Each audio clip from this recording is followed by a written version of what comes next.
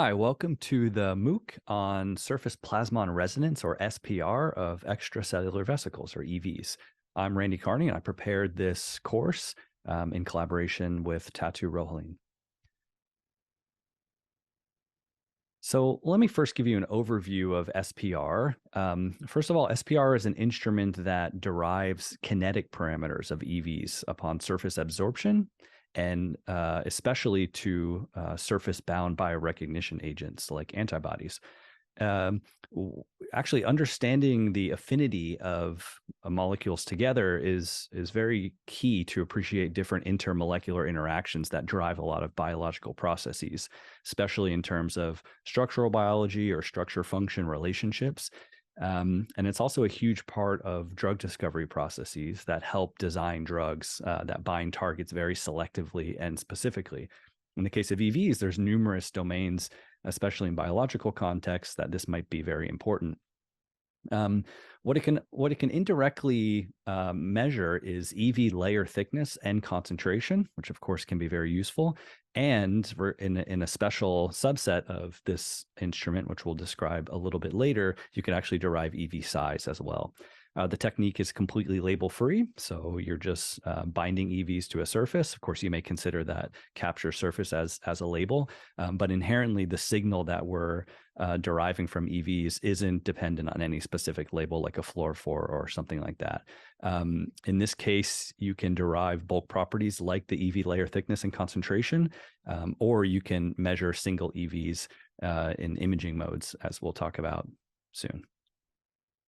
As you see on the right, this is the optical arrangement of a conventional surface plasmon. You have a glass prism that is coated by a thin gold surface, maybe with some dielectric in between in some cases. On top of that surface, you put your biorecognition agent. It might be something specific like an antibody, or something non-specific that can just capture by electrostatic interactions, or maybe hydrophobic molecule that can capture lipid bilayers. And this is suspended in some kind of medium. Usually you're flowing your reagents over this layer and binding your target analytes to the top. Underneath, you have a laser or other light source, which is going through the prism and impinging on that gold or metallic surface, and then reflecting off of it, and the light is being detected by a detector. We'll go into the details later, but if you map the angle at which this light reflects off the detector, this angle is actually highly dependent on the biomass which is on top in the medium. And so as you're flowing objects over and they're attaching to this monolayer, you're actually changing the resonance condition or the optical properties at which that angle exists. And so by tracking the angle of incidence while you're capturing materials on top, you can actually use this as a detection scheme. And this is just what's plotted in the right. We have our light intensity over angle, and you see upon binding, the line would shift to the dotted line, and we get some change in the angle of incidence. You can detect this change over time and build up kinetic parameters. There's a different mode called SPR imaging, which is very similar, except you pattern the top of that chip, for example, with different antibodies. And in this way, you can use one flow chamber to flow your sample over and check many different antibody-coated arrays at one time using some sort of camera, and you can build up many of these curves at once. And so in this way, rather than doing a single point measurement with a camera, you'd actually be scanning this over an entire array, and that's called SPRI, or SPR imaging. How it actually works is a little bit complicated in terms of the physics, but basically I said we have this light that's directed to this sensor chip. We have this thin film of gold, which is roughly 50 nanometer. In this schematic, you can actually see that silica or other dielectric in between the prism. You introduce your EVs under flow and they bind, and this optical angle is changing. Now, if you track this resonance angle over time, you are able to actually extract detailed kinetic data by modeling those curves. Now, what's actually happening here, if you zoom in on this gold chip, is the light that impinges onto the bottom of this surface is actually setting up a standing electromagnetic wave parallel to the surface. You could see these these sort of parabolic lines that are indicating an electromagnetic field that we call an evanescent field.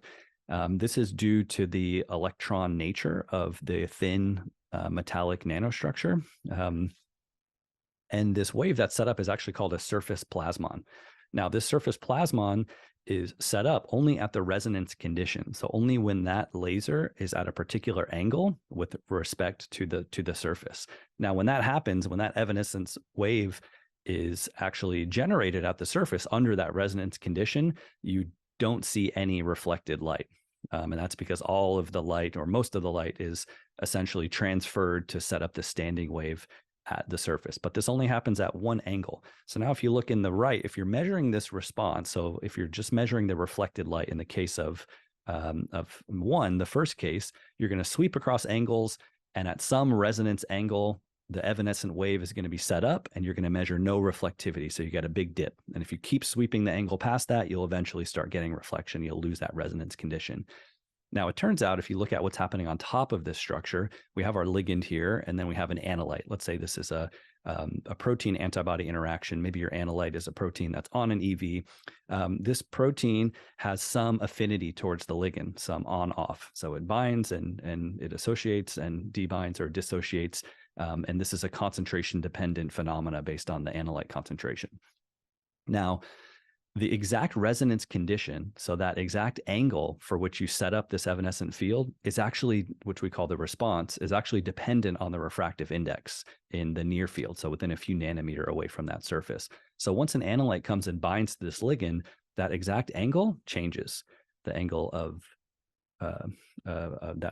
resonance, we call, actually changes. And you can track this small angular change with extreme precision. And again, tracking that angle or response over time, as indicated in the bottom, gives you these nice curves that we can model to extract different kinetic behaviors. So how do we actually do that? Well, once you build up these curves, you can extract the EV ligand interaction via the overall equilibrium dissociation constant KD, and that's generated by actually measuring association and dissociation rates, K on and K off. I'll show you how to extract those shortly. Basically, as I stated, you're measuring these by detecting shifts in that resonant incident light angle after the EVs are binding to your ligands on that biosensor chip. And of course, as I mentioned, this assumes that the EV binding does cause a refractive index change and that the EVs are a different refractive index than the surrounding medium. We do this by implementing several models. And these are numeric models, which are usually called kinetic fitting or steady state data. We'll talk about these two different regimes. This depends on how you set up this experiment for fast or slow association and dissociation. And a lot of that is based on the concentration of EVs that you're flowing over these chips. So here's an example of the raw data and how we would extract these parameters. So I'll walk you through a typical experiment here going from left to right. So let's say you started with a chip that you purchased, for example, you coated it with an antibody, and you find the angle of resonance as your baseline. So this is by sweeping over the angles. We know that at this condition, we're plotting the delta change in angle on the y-axis compared to this baseline. So by definition, our baseline, we're at 0. Now you start flowing over your EVs, and they would get captured to your surface. Sorry, at that point is actually your baseline that you would typically sweep and find the angle. So you can see already at the baseline we have some analyte attached to the antibodies. In this case, it's drawn as like a single protein and analyte and not as a whole EV. But the exact situation remains the same if you have a larger biomass that's being absorbed. So as you start flowing over a detection antibody, you can actually see that the change in angle starts to shift upwards. So this is kind of in a sandwich mode. You can do this in the initial binding mode, but this gives you a little bit more sensitivity. At a certain point, you're totally saturating your detection antibody on top, as you see pictured here in this third image. At which point you would stop flowing through your antibody. Here, then, you'll actually see a period as you flush with normal solution, some dissociation. So you see this characteristic shape of the dissociation kinetics coming downwards here. Of course, you can actually totally strip and regenerate this this chip again by getting rid of all of your detection antibody and your analyte, and you can start again and return back to your baseline. So this is one typical way that you could that you can perform this experiment. Now, by modeling this curve of association and this curve of dissociation, you can numerically calculate your K on, so the association rate, and your K off, the dissociation rate. The ratio of the two gives you your overall equilibrium binding affinity, KD. So how can you actually get from this information to characterize your EV layer thickness? You can also use this method to measure your refractive index of EVs, which is something that can be very important for validating downstream other instruments that require you to assume a refractive index to derive EV properties. In this case, you're actually deriving that by measuring these resonance angle shifts, the same as before. There's a couple assumptions that we're going to have to make to actually calculate to determine an EV layer thickness. So first, we're assuming a homogeneous size distribution. Now, what that practically means is that the number that you derive from this is an average across the different sizes. So at this point, we don't get the heterogeneous nature unless you were to somehow sort these beforehand. You also are assuming that there's no particle deformation. So you're assuming a sort of rigid sphere of an average size, or at least that's the parameter that you're going to derive later. Maybe you have some complementary measurements where you know that not to be the case, and you could fit to this data to extract different parameters of the heterogeneity. But in and of itself, it's going to give you an average size of a rigid sphere that might be equivalent to yours. And basically, there's many different models that actually model or that can fit numerically the shape of these different curves, both at the resonance angle and also at the, we call this the incident reflectivity jump at earlier angle, where you start to get reflectivity. And that is actually sensitive to the change in refractive index, whereas the curve is sensitive to the change in the refractive index of the bulk, plus any change in refractive index of your absorbate. Both of these can be extracted and modeled with multiple equations. These are called Fresnel's equations, and we won't get into the details here, but sure enough, you can actually pull out these two parameters. On top of that, then you can get the thickness, and once you maybe assume a refractive index or measure a refractive index in a separate experiment, it's quite readily apparent how to model this. And a lot of the thickness and refractive index are parameters that are included in these Fresnel's equations. You can imagine calculating a thickness of equivalent diameter. There's a separate formation or formulation of this technique called dual wavelength SPR, which actually helps you derive specific EV sizes and not just the entire layer thickness, and also bulk concentration. This is via a different type of biophysical modeling. And essentially in this technique, as I'll show a schematic on in the next slide, you're not using monochromatic light or light of a single wavelength. You're actually using two different types of light. So maybe green light and red light. And you actually do the entire experiment under both of these resonance conditions, and you can make, based on the refractive index dependence on wavelength, you can extract a couple more parameters, such as the bulk concentration. Now, again, this is done at two different wavelengths, which requires specialized instrumentation.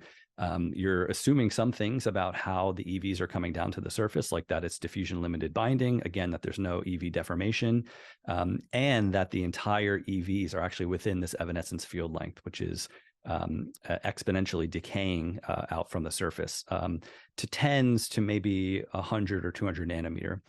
So smaller, it's especially sensitive to smaller EVs. And critical is that you actually set this up by measuring, by calibrating with beads of known refractive index. So this isn't an absolute measurement. It's with respect to SPR responses from NIST traceable beads or standards that you can actually buy that have known size and refractive index, similar to what you would do for modeling flow cytometry or other scattering data. There's also bulk sensitivity parameters on what your instrument can detect in terms of limit of detection that you would have to calibrate first as well. Here's how that experiment might look. So you can see down here, there's two light sources coming in, 680 nanometer and 785 nanometer. They each have different resonance angles, and you're measuring those across the two different wavelengths. And making a ratio of those actually helps you more accurately characterize the equivalent thickness of these particles and the bulk concentration. And there's this paper here by Rupert in Analytical Chemistry in 2016 goes through exactly how to do that. Of course, it's hard to tell the difference between binding or spreading out of the EVs on the surface. So there's some assumptions that you have to make about deformation. Some practical information, these typical measurements take from minutes to hours, and it really depends on your interaction. So antibodies are binding with really high affinity, meaning they're binding fast and efficiently. So in this type of experiment, it'll take a few minutes. You may have slower binding kinetics that are taking several hours to come to equilibrium. It also depends on if you're doing steady state or kinetic measurements. In steady state, you're waiting for things to come to equilibrium, so you're waiting for a longer time, whereas you can get real-time information of live kinetics, not at the steady state by setting up your experiment in a faster regime. You can combine this with auto sampling. In fact, many commercial SPRs, for example, by the company Biocore, come with multiple parallel chambers and outfitted with full auto sampling from using conventional liquid handling type robotics.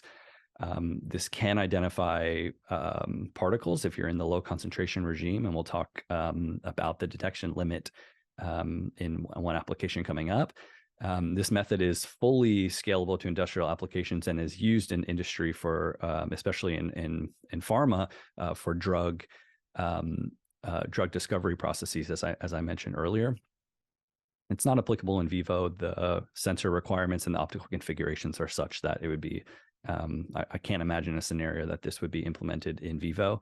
So it's definitely an analytic EV technology for already isolated product.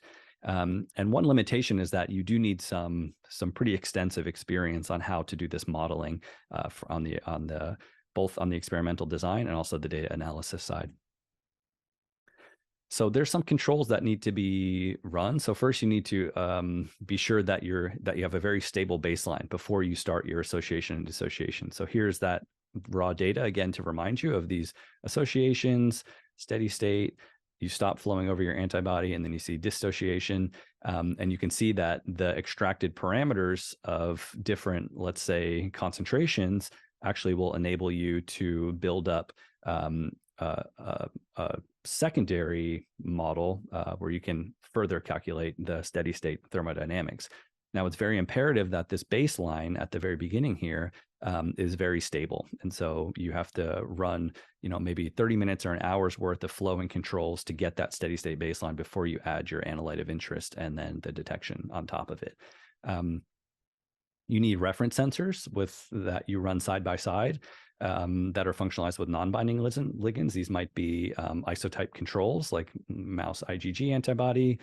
You might have other blanks where you have your actual binding ligand, but you're not injecting EVs. And at the data analysis phase, you reference your off non-binding ligand and your blank subtraction. This is a process called double referencing. These are very critical for setting up good experiments. You also need to consider blocking, similar to ELISAs or other surface-bound detection modalities. Of course, some analytes, especially sticky EVs, may be binding to your sensor surface based on nonspecific interactions like hydrophobic or electrostatic interactions. Typically, this is done by flowing over bovine serum albumin, BSA, or some other blocking solution at low concentration prior to flowing over your analyte to ensure that you're getting specific surface binding. Then you might need sensor surface controls. Finally, it's wise to do surfactant controls where you're actually purposefully lysing EVs, seeing a lack of signal in your SPR to know which portion of your signal is actually coming from membrane brown EVs and not other harder particles, which may not be dissolving with surfactant controls. When you're reporting SPR data, of course, you should be reporting all of the instrument parameters, the wavelength of light or multiple wavelengths if you're doing the dual detection or even broadband.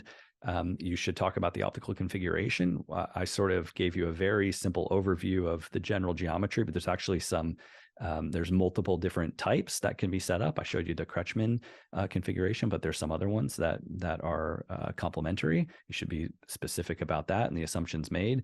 How fast you flowed over your analytes, the temperature, all these things that affect the kinetic parameters.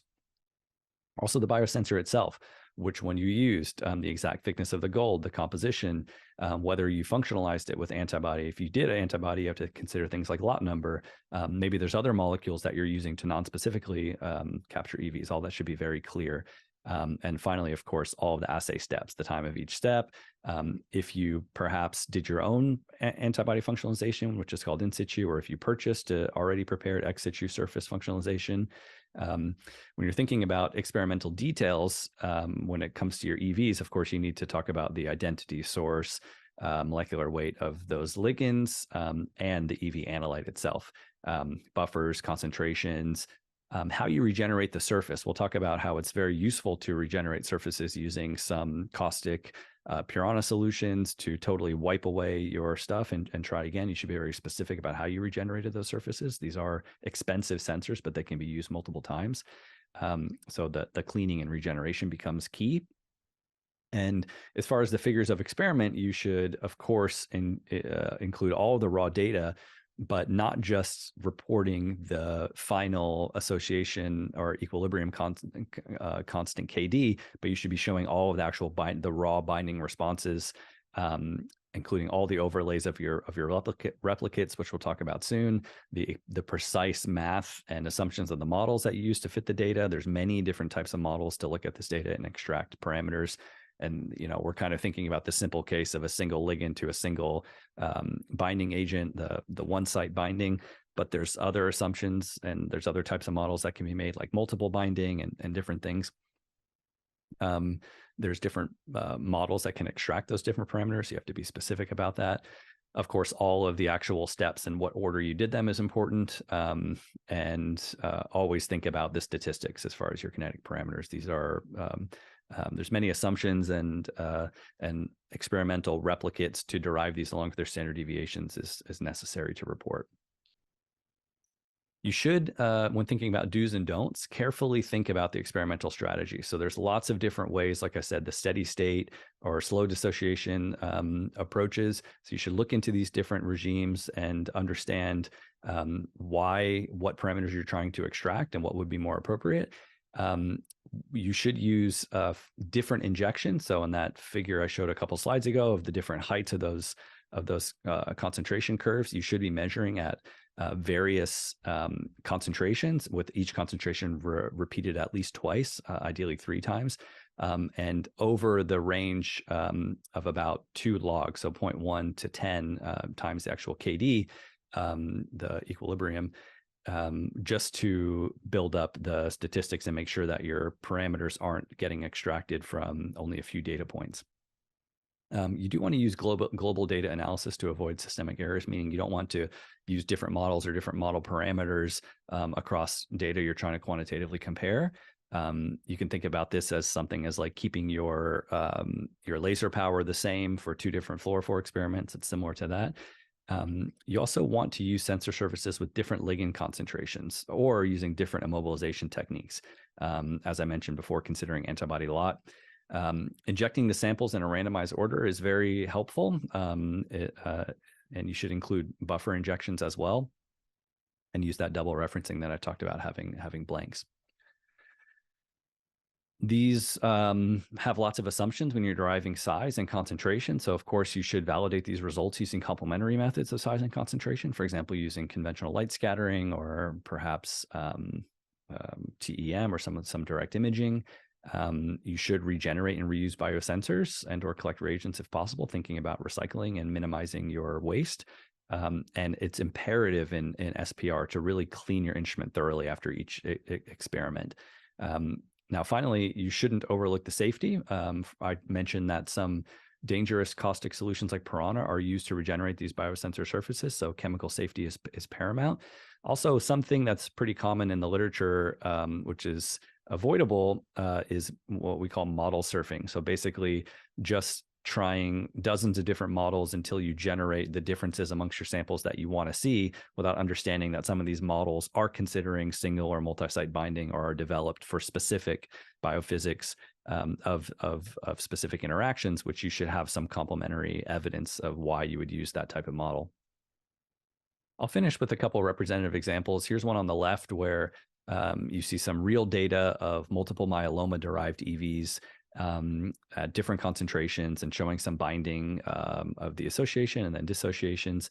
You can extract those response units actually to derive the concentration parameters. And in this case, they actually showed that these multiple myeloma or MM-derived EVs were binding heparin on the surface. So this was an early example of a very specific interaction, and how you can build up EV kinetics based on that. Now, I mentioned that the conventional method is to detect the binding in a sort of sandwich type assay. It turns out that that sandwich molecule can actually be conjugated to a plasmonic particle, like a gold nanoparticle.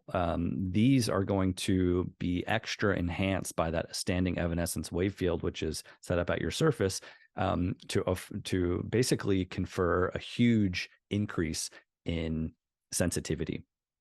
Using this technique, which is called a dual AU nanoparticle or gold nanoparticle assisted SPR signal amplification, these authors were able to show a detection limit of just 5 × 10⁻³ EVs per mil, which is among the lowest that I've seen reported in the literature.